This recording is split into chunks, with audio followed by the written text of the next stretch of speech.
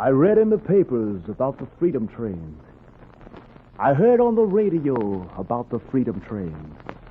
I seen folks talking about the Freedom Train. Lord, I've been a-waiting for that Freedom Train. Destination Freedom.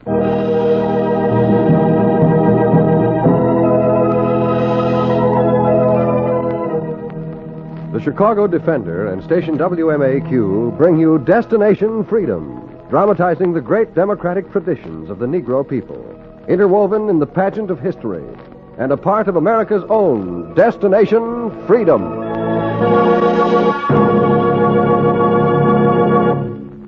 Today, Destination Freedom tells the story of the noted poet and playwright Langston Hughes in a chapter entitled Shakespeare of Harlem.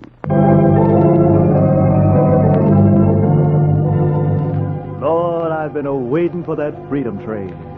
He'd been waiting a long time for Freedom Train. He was a boy with a notebook and a habit of writing about trains. He was born poor in Joplin, Missouri. He hadn't seen his father in so long he'd forgotten his face. He waited for the train to bring his father while he grew up back of the tracks in Kansas City, Cleveland, Buffalo, Chicago, Charleston, Joplin. He waited for the great day even when he moved with his mother from town to town, from house to house, looking for cheaper rents and a wider world. He had been waiting 18 years for the sight of his father. Then a letter came. He tore it open, and the letter spoke to him. My dear Langston, be ready to meet me today when my train comes through Cleveland. You will accompany me to Mexico for the summer. You're going to be free from poverty and poor people. Tell your mother. Signed, your father. I'm going to be free. He put the letter in his notebook with his stories and sketches. He was too happy to walk. He went running down Central Avenue. He ran into a restaurant where his mother worked. He got up to the counter and he waited while she called for orders. Your order, please. Hamburger, nothing on it. Plain hamburger. Plain hamburger coming up. Ham and rye, a cup of coffee. Ham on rye and a cup of coffee. Ham on rye and a cup of coffee. Mother. I'm busy, Langston. I told you not to come down here when I'm busy. Order, sir? Coffee and donuts. Mother, the letter came. Langston, I told you... What letter? The one I got from Father. He mentions you. Mentions me? Mighty nice of him. What does he want? Here, you read it. I won't touch it. What does he want? He wants me to come with him to live on his ranch in Mexico. Isn't that just like him? He wants to take you away from me. Oh, no one could do that. He couldn't, he would. He's waited until you're big enough to work and help earn a living. Until I've raised you and worked for you and put you through high school. Now he comes to help. Is he that way? He's worse than that. And you're like him. You've got his ways. You've been waiting every morning for the train to bring him. I'm losing you. You're not losing me. I just want to see what it's like to have a rich father. It's been a long time since you've seen him. Maybe he's changed, Ma. Maybe you like him. Maybe we three can get together. You don't know what you're talking about. Mother, the train will be in now. Let me bring him here. You keep him out of my sight. You hear me? I gotta go, Mother. Wish you'd change your mind. I'm still waiting for that coffee and donuts. Oh, donuts and coffee. Donuts and coffee.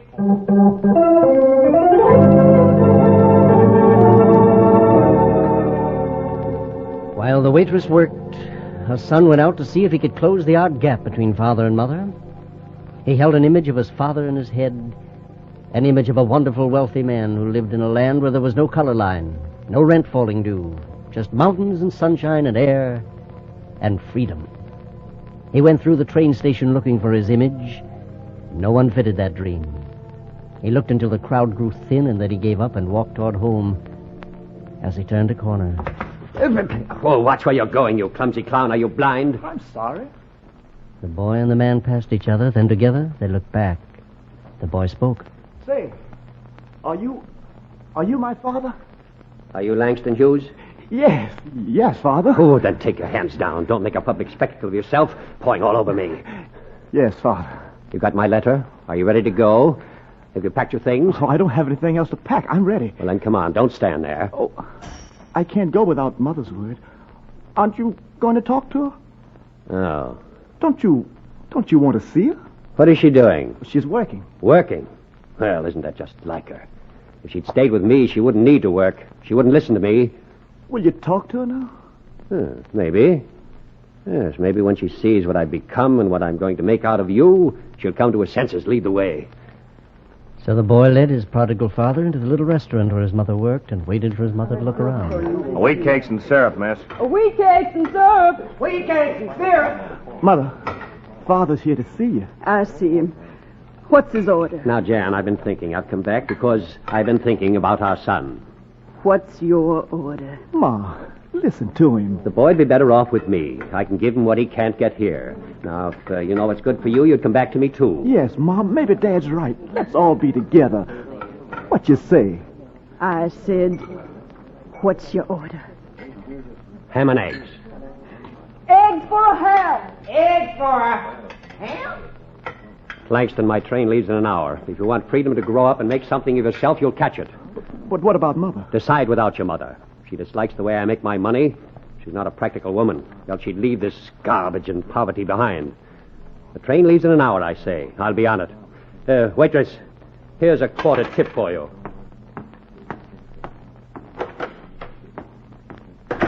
Cook, take this quarter out and throw it in the garbage. 1 quarter for the garbage.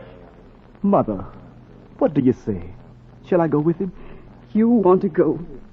You still want to go. I can't get a job in Cleveland. There's no work in Cleveland for me. I'll only stay a month in Mexico and... Get out of my sight. I won't go that way. Give me a good word. Give you a good word. What good are you to anybody? I thought I'd brought you up with some fight and fire in your veins. But you've got fear in them. You were going to leave your mark on the world.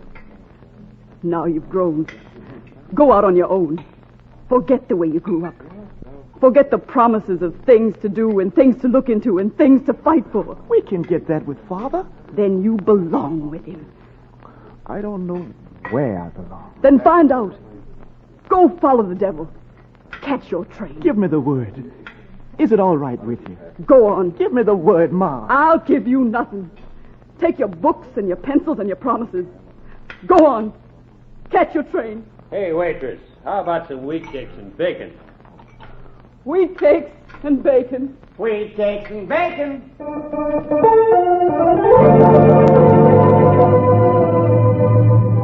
The boy sat a long time at the counter waiting for the good word. The word never came. The train did, and he was there to meet it. So, you came without the old woman's blessings. You've got sense. You're a son after my own heart. Come along, get aboard. Why didn't Mother want to come? She's a woman who lives by hopes and promises. Hopes of what she wants to see here in the States. I know better. In a few days, you'll see something that'll make you forget all about your life here. Get aboard. Board! All board!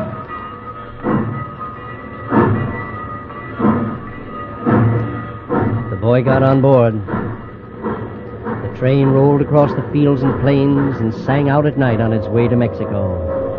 It crossed the old Mississippi, and the boy with the notebook looked down at the muddy river flowing towards the heart of the South and wrote down what he felt of rivers to show to his father.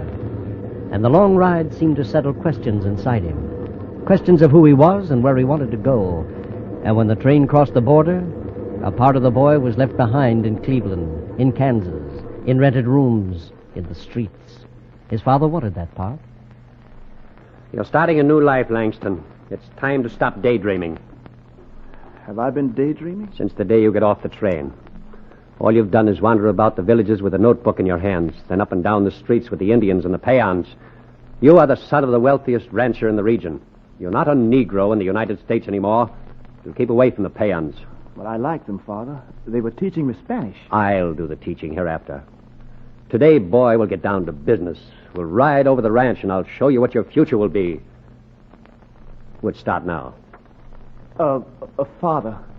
Oh, yes, Langston? Well, I wrote something I'd like for you to read. I want to talk to you about it. What is it?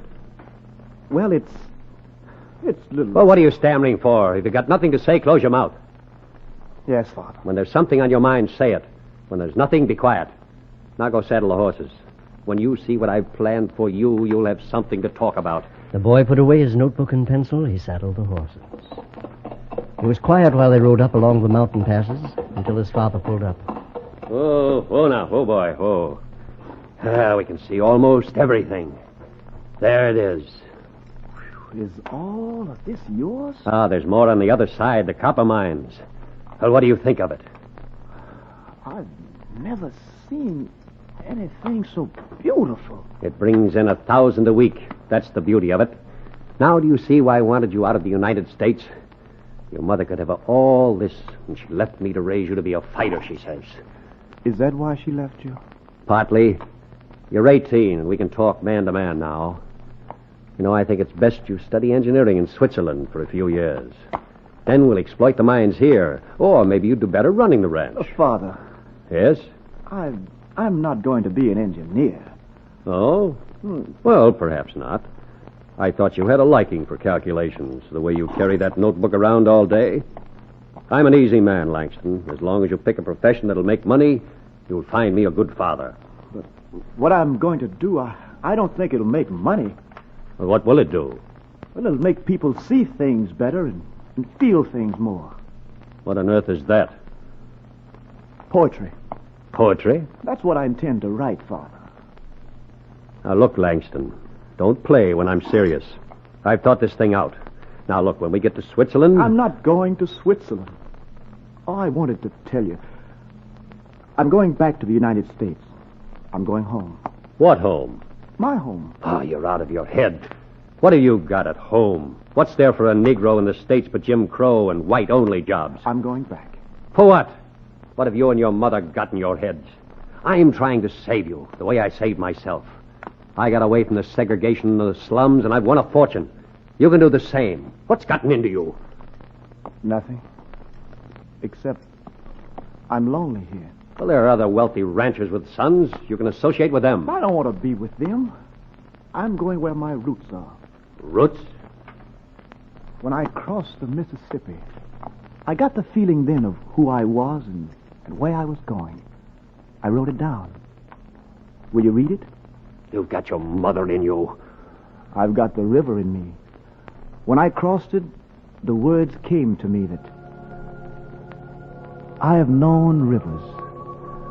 I have known rivers ancient as the world and older than the flow of human blood in human veins. My soul has grown deep like the rivers. I bathed in the Euphrates when dawns were new. I built my hut near the Congo, and it lulled me to sleep.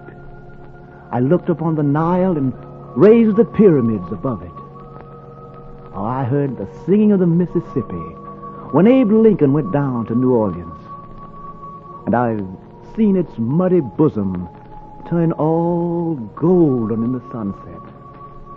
I have known rivers, ancient, dusky rivers. My soul has grown deep like the rivers.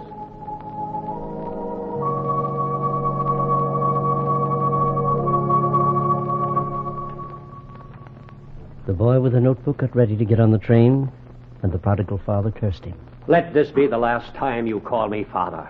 I want no part of poets or fools. Mark my words, you'll go hungry and jobless at home. Oh, you'll be happy for a while. But there'll be streets you can't live on, jobs you can't get, restaurants you can't eat in, and hotels you can't sleep in. You'll never find a father who can give you the freedom I've given you. Take your notebooks and your poems, and may the devil keep you.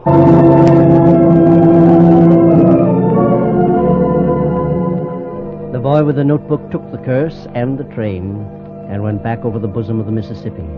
He crossed it and went to New York and rode the subway to Harlem and got off hungry for friends and stood wide-eyed in the sunshine while his people, black, brown, beige, white, walked by. He wanted to shake hands, to speak, to laugh, to talk. Hey, hello. Hello, my name is Langston. What's yours? Well, of all the fresh things, did you see that, Joe? Why don't you do something? I just want to meet somebody. My name is... Well, don't be showing me your teeth, Jack. I ain't no dentist. Go to the clinic. Oh, Come on, babe. I just want to talk to somebody. Oh, hello. Well, what do you know, country? What's on your mind? You looking for a place to stay, country? Yeah. You stay with me. I run on the railroad. Out 4 days, in 3. I got plenty of room. Thanks.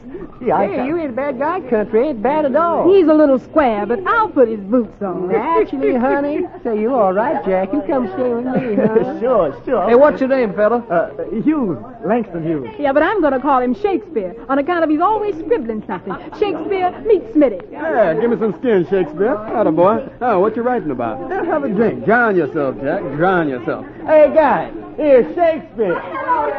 And they took him in, and he drowned himself in the people. He got lost in the sea of people. He took up his beat on the Harlem streets. His notebook was a fishing net, and it caught songs he heard. Did you ever try living on 2 bits minus 2? Did you ever try living on 2 bits minus 2? Why don't you try it, folks? See what it would do to you. He picked up a suicide note that said, The calm, cool face of the river asked me for a kiss. and he wrote down an epitaph for a dead man. Tell all my mourners to mourn in red, 'cause there ain't no sense in my being dead. And he saw good times roll and bad times crash about him. He came to the times his father had predicted. He came to the times when he was hungry, jobless, and when he wrote about the weather. This is earthquake weather. Honor and hunger walk lean together. He looked for jobs to keep alive, and the words of the prodigal father came true. He found the restaurants he couldn't eat in, the streets he couldn't live on, the hotels he couldn't sleep in. But one day he went to a jobber's office in Washington, D.C. to answer an ad he saw in the papers. Excuse me, sir. Mister, I saw your ad in the paper. It said you wanted a hotel clerk. You knew I can find one? Well, in college I took quite a bit of bookkeeping, sir. I thought maybe I could fill the job. Mm-hmm. You got good sense? Well, I suppose. Well, that ad said white clerk, didn't it? Said plain as day, white clerk. Is that right? That's right. Well, and I guess they won't hire me then. I'll shove off. Oh, say. Yeah? Come to think of it, that hotel can use you. Are you sure? Why, sure. They need a busboy to handle the dishes. You go on over. Thanks. Oh, don't mention it. Just tell Smitty there. He's the head waiter. Tell him I sent you. You'll be stacking dishes in no time. Just tell him I sent you.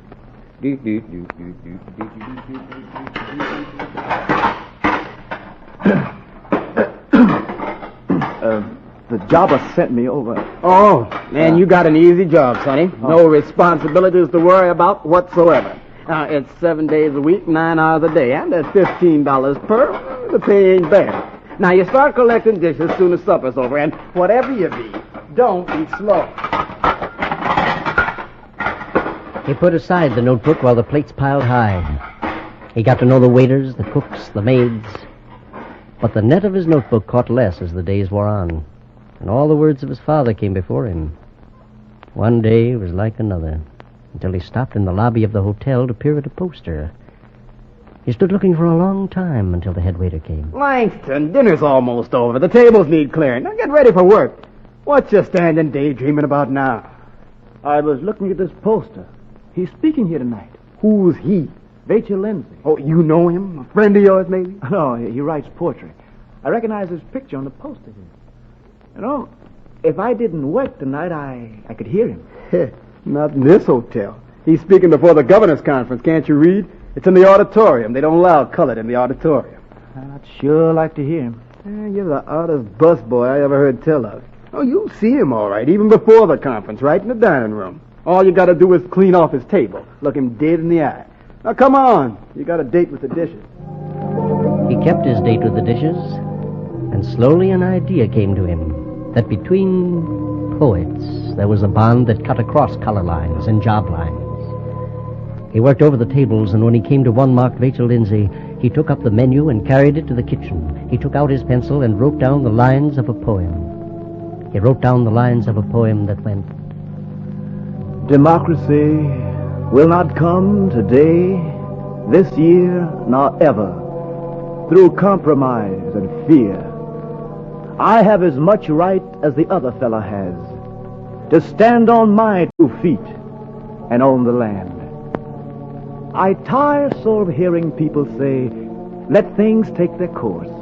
Tomorrow is another day. I do not need my freedom when I am dead. I cannot live on tomorrow's bread.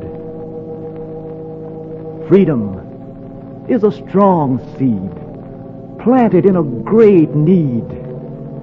Listen, America, I live here too, and I want freedom just as you.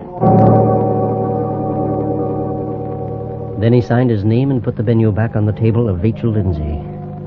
He went home and slept like a rock, like he had thrown his last stone. Then he came back the next morning to the same job, the same hotel. But there was something that had changed the busboy's world. There were men around the doors. The head waiter was the first to see him. There he is, boys. There's the man you guys want. Say, is that Langston Hughes? Is that guy a poet? He don't look like no poet to me. He don't look like nothing but a busboy. If bad busboys make great poets, Shakespeare. Hey, are you Langston Hughes? Yes, yeah. Who are you? Well, I'm from the Journal, Mr. Hughes. Mind posing for a picture? Yeah, you mind stepping back so I can get your feet in there? That's it. Thank you. Smitty, what's the matter? What's going on, Smitty? What did I do? You did plenty. Ain't you read the paper? Oh, I haven't had time. Look here. Your name's in them all. Right up top. Big story says Vachel Lindsay read your poem to the governor. See? Vachel Lindsay discovers busboy poet. Now, Mr. Hughes, tell me in your own words, does stacking dishes inspire you to write poetry or vice versa? The Journal's running your exclusive story, Mr. Hughes. Did your father like poetry, or was it your mother?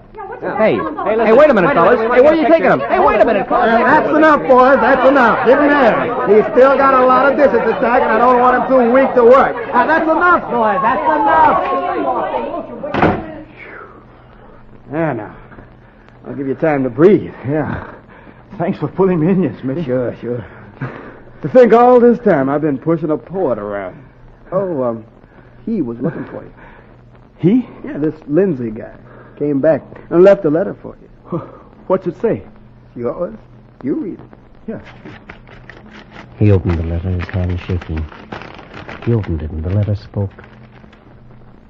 Dear Langston, do you mind if I call you my son? Most young poets call me father, and I want you in my family. You said it right. Earthquake weather has come down on the world. Most men are not free. Honor and hunger do go together. I want all my sons to wake up the world. We poets, even when not born of the common people, must speak for the common people. Speak loud, son. Speak the truth and scare hell out of the devil. And when you see freedom coming, catch it like you catch a train, and let no passengers be Jim Crowed. Affectionately, your father, Vachel Lindsay.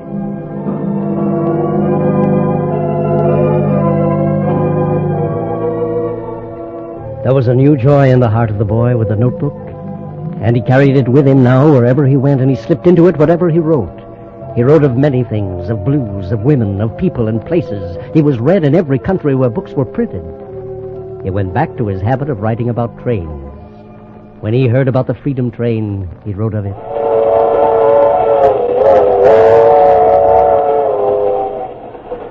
I read in the papers about the Freedom Train. I heard on the radio about the Freedom Train. I seen folks talking about the Freedom Train. Lord, I've been a-waiting for that Freedom Train.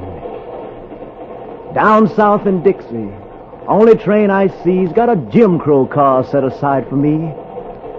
I hope there ain't no Jim Crow cars on the Freedom Train. No backdoor entrance to the Freedom Train. No white folks only on the Freedom Train. I'm going to check up on this Freedom Train. Who's the engineer on the Freedom Train? Can a cold black man drive the Freedom Train? Is there ballot boxes on the Freedom Train? Do colored folks vote on the Freedom Train? Somebody, tell me about this Freedom Train. If my children ask me, Daddy, please explain why there's Jim Crow cars on the Freedom Train. What shall I tell my children? You tell me. 'Cause freedom ain't freedom if a man ain't free. But maybe they explains it on the Freedom Train. When that train goes steaming through South Carolina, will them Greenville lynchers pay it any mind? Or that 12-man jury that let them loose? Turn their heads and spit tobacco juice. When my old grandmother in Atlanta, 83 in black, gets in line to see the Freedom Train, will some white man yell, "Get back! Negro's got no business on the Freedom Train"? But, mister, I thought it were the Freedom Train. Her grandson's name was Jimmy. He died in Anzio. He died for real. It wasn't no show. This freedom that they're carrying on this Freedom Train, is it for real or just a show again? Jimmy wants to know about this Freedom Train. Will his Freedom Train come zooming down the track, gleaming in the sunlight for white and black? No stopping at no stations marked colored, white. Just stopping in the country, in the wide open air, where there never was no Jim Crow signs nowhere, no welcoming committees, nor politicians of note, no mayors and such for which colored can't vote, and nary a sign of a color line. For the Freedom Train will be yours and mine. Then, maybe from their graves in Anzio, the GIs who fought will say, "We wanted it so." Black men and white will say, "Ain't it fine? At home they've got a train that's yours and mine." Then I'll shout glory for the Freedom Train. I'll holler, "Blow your whistle, Freedom Train. Thank God Almighty, here's the Freedom Train. We'll all get aboard our Freedom Train."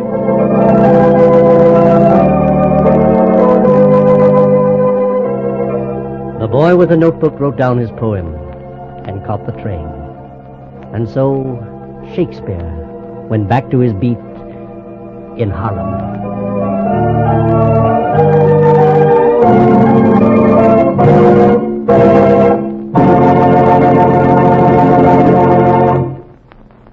You have just heard Destination Freedom's dramatization of Shakespeare of Harlem, the story of Langston Hughes.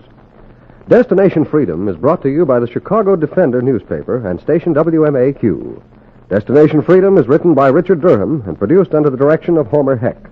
The poems heard in today's story were Freedom Train, Suicide Note, Wake, and Democracy, used by special permission of Langston Hughes.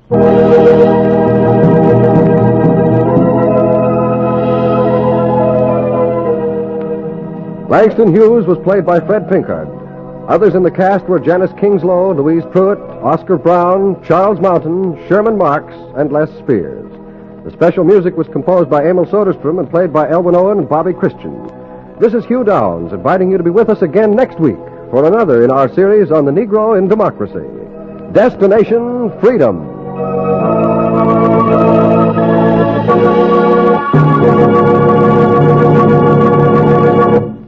This is NBC, the National Broadcasting Company.